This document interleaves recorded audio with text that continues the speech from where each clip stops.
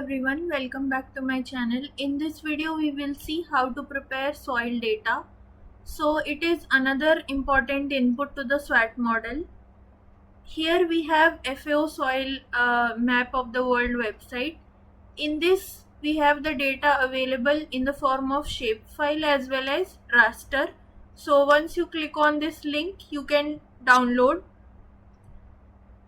Similarly, this data is available at 1:5000K resolution, and on the SWOT website also you have the link for India datasets, and under that there is soil HWSD FAO raster. So you have the raster as well as the lookup table as well. So any of the two can be given, both are same only. Here you have the shapefile, whereas here you have the raster.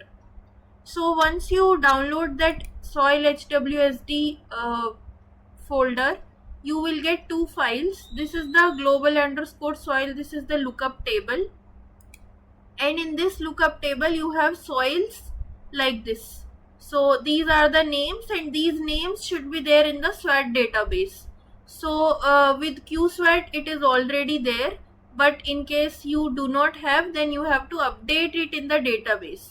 So all the soil properties, hydraulic conductivity, water content, and all those things, depth of the soil, all those things should be there for each of the soil in the database.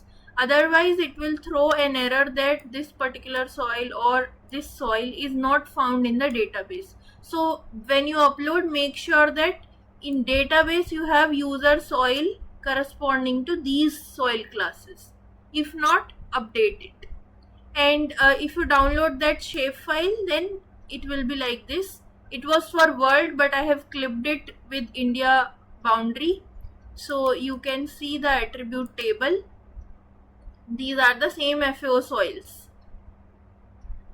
So in this way you can prepare the soil data from FAO.